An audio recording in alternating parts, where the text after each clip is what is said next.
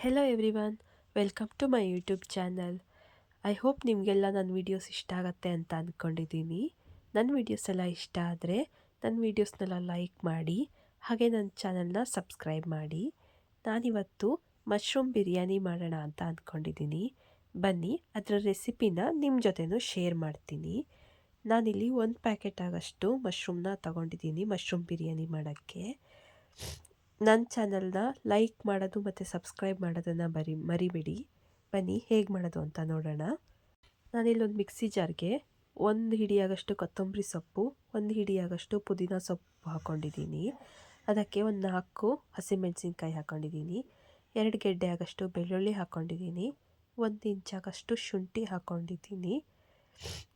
ಆಮೇಲೆ ಇದಕ್ಕೆ ನಾನು ಸ್ವಲ್ಪ ಕಾಳುಮೆಣಸು ತೊಗೊಂಡಿದ್ದೀನಿ.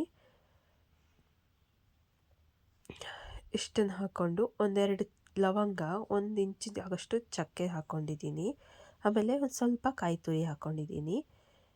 ಆಮೇಲೆ ಇದಕ್ಕೆ ಉಪ್ಪು ಹಾಕ್ಕೊಂಡಿದ್ದೀನಿ. ಉಪ್ಪು ಹಾಕ್ಕೊಳ್ಳೋದು ಕಲ್ಲರು ಹಾಗೆ ಗ್ರೀನಾಗೇ ಇರಲಿ ಅಂತ ಹಾಕ್ಕೊಂಡಿದ್ದೀನಿ. ಇದನ್ನು ನಾನು ರುಬ್ಕೊಬಂದಿದ್ದೀನಿ. ನೋಡಿ ಈ ಥರ ಆಗಿದೆ. ಇದನ್ನು ರುಬ್ಕೊಂಡಿದ್ದೀನಿ. ಇವಾಗ ಒಗ್ಗರಣೆ ಹಾಕ್ಕೊಳ್ಳೋಣ. ಒಂದು ಕುಕ್ಕರ್ ಇಟ್ಕೊಂಡು ಅದಕ್ಕೆ ಎಣ್ಣೆ ಹಾಕ್ಕೊಂಡಿದ್ದೀನಿ. ಅದಕ್ಕೆ ನಾನು ಪಲಾವ್ ಸ್ಪೈಸಸ್ ಎಲ್ಲ ಹಾಕ್ಕೊಳ್ತಾ ಇದ್ದೀನಿ. ಇದನ್ನು ಲೋ ಫ್ಲೇಮಲ್ಲಿ ಇಟ್ಕೊಂಡು 5 ಮಿನಿಟ್ಸ್ ಫ್ರೈ ಮಾಡ್ಕೊತೀನಿ. ಇದಿವಾಗ ಚೆನ್ನಾಗಿ ಮಾಡಿ ಫ್ರೈ ಆಗಿದೆ. ಇದಕ್ಕೆ ನಾನು ಒಂದು ಮೀಡಿಯಮ್ ಸೈಜ್ದು ಆನಿಯನ್ ಹಾಕ್ಕೊಂಡಿದ್ದೀನಿ. ಇದನ್ನು ಚೆನ್ನಾಗಿ ಮಾಡಿ ಫ್ರೈ ಮಾಡ್ಕೊತೀನಿ.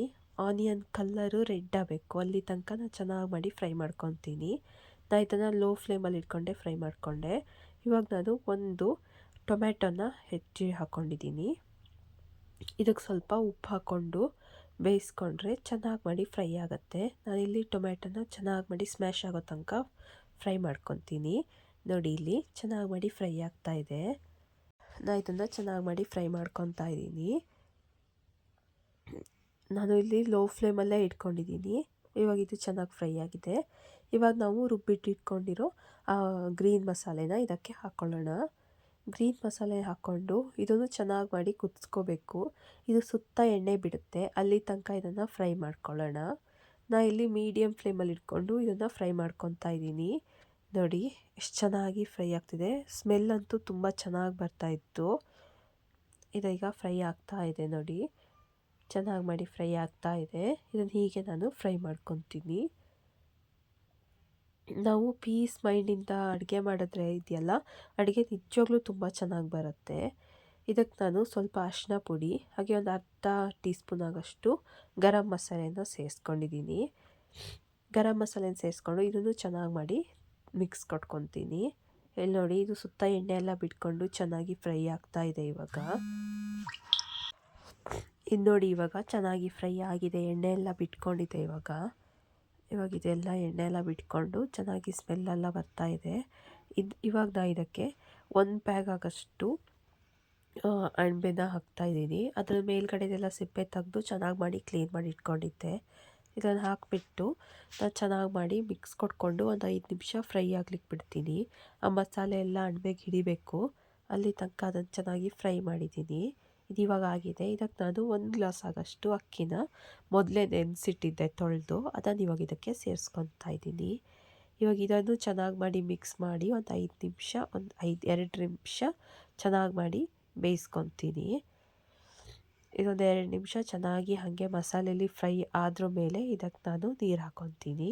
ನಾವು 1 ಗ್ಲಾಸ್ ಅಕ್ಕಿ ತೊಗೊಂಡಿದ್ನಲ್ಲ, ನಾನಿಲ್ಲಿ 1.5 ಗ್ಲಾಸ್ ಆಗಷ್ಟು ನೀರು ಹಾಕ್ಕೊಂಡಿದ್ದೀನಿ. 1 ಗ್ಲಾಸ್ಗೆ 2 ಗ್ಲಾಸ್ ಆಗಷ್ಟು ನೀರು ಹಾಕ್ಕೋಬೋದು. ಆದರೆ ನಾನು ಫಸ್ಟಿಗೆ ಮಸಾಲೆ ಜೊತೆ ಎಲ್ಲ ಸ್ವಲ್ಪ ನೀರು ಸೇರಿರುತ್ತಲ್ಲ, ಅದಕ್ಕೆ ನಾನು 1.5 ಗ್ಲಾಸ್ ಆಗಷ್ಟು ನೀರು ಹಾಕ್ಕೊಂಡಿದ್ದೀನಿ. ಅಷ್ಟೇ ನೀರು ಸಾಕಾಗತ್ತೆ. ಇವಾಗ ನಾನು ನೀರು ಹಾಕಿ ಒಂದೊಳ್ಳೆ ಮಿಕ್ಸ್ ಕೊಟ್ಕೊಂಡು ಇದೊಂದು ಕುದಿ ಬರೋಕ್ಕೆ ತನಕ ಇದನ್ನು ಬಿಡ್ತೀನಿ. ಇದನ್ನು ನಾನೀಗ ಒಂದು ಕುದಿ ಬರೋ ತನಕ ಬಿಡ್ತೀನಿ. ಇಲ್ಲಿ ನೋಡಿ ಒಂದು ಕುದಿ ಬಂದಿದೆ. ಈ ಟೈಮಲ್ಲಿ ನಾನು ಸಪ್ಪೆ, ಉಪ್ಪು, ಖಾರ ಎಲ್ಲ ಒಂದು ಸರಿ ಚೆಕ್ ಮಾಡ್ಕೊತೀನಿ. ಒಂದು ವೇಳೆ ಸಪ್ಪೆ ಇದ್ದರೆ ಉಪ್ಪು ಹಾಕ್ಕೊತೀನಿ. ನಾನೇನು ಉಪ್ಪು ಹಾಕ್ಕೊಂಡಿಲ್ಲ, ನಾನು ಕರೆಕ್ಟಾಗಿತ್ತು. ಹಾಕ್ಕೊಂಡು ಇದಿವಾಗ ಕುದಿ ಬಂದ್ರ ಮೇಲೆ ನಾನು ಕುಕ್ಕರ್ ಮುಚ್ಚಳನ ಮುಚ್ಚಿಟ್ಟು ನಾನು 2 ವಿಷಲ್ ಹೊಡೆಸ್ತೀನಿ. ಇದಿವಾಗ 2 ವಿಷಲ್ ಬಂದಿದೆ. ಇವಾಗ ಅಣಬೆ ಬಿರಿಯಾನಿ ರೆಡಿಯಾಗಿದೆ. ನಾನು ಇದನ್ನು ಪ್ಲೇಟಿಗೆ ಸರ್ವ್ ಮಾಡ್ಕೊತಾ ಇದ್ದೀನಿ. ನೋಡಿ ಎಷ್ಟು ಚೆನ್ನಾಗಿ ಉದ್ದುದ್ರಾಗಿ ಬಂದಿದೆ ಅಂತ. ನಾನು ಇದನ್ನು ಮೊಸರು ಮತ್ತು ಆನಿಯನ್ ಜೊತೆ ಸರ್ವ್ ಮಾಡ್ಕೊತಾ ಇದ್ದೀನಿ. ಟೇಸ್ಟ್ ತುಂಬಾ ಚೆನ್ನಾಗಿತ್ತು. ನೀವು ಒಂದು ಸರಿ ಮನೆಯಲ್ಲಿ ಈ ರೆಸಿಪಿನ ಟ್ರೈ ಮಾಡಿ ನೋಡಿ, ನಿಮಗೂ ಖಂಡಿತ ಇಷ್ಟ ಆಗುತ್ತೆ. ಹೇಗೆ ಬನ್ನಿಸ್ತು ಅಂತ ಕಮೆಂಟಲ್ಲಿ ಖಂಡಿತ ತಿಳಿಸಿ. ಹಾಗೆ ನನ್ನ ಚಾನಲ್ನ ಸಬ್ಸ್ಕ್ರೈಬ್ ಮಾಡೋದು ಮರಿಬೇಡಿ. ನನ್ನ ವೀಡಿಯೋಸ್ನೆಲ್ಲ ಲೈಕ್ ಮಾಡಿ. ಇನ್ನು ಬೇರೆ ಬೇರೆ ಥರ ರೆಸಿಪಿನ ನಿಮ್ಮ ಜೊತೆನೂ ಹಂಚ್ಕೊತೀನಿ. Thank you for watching.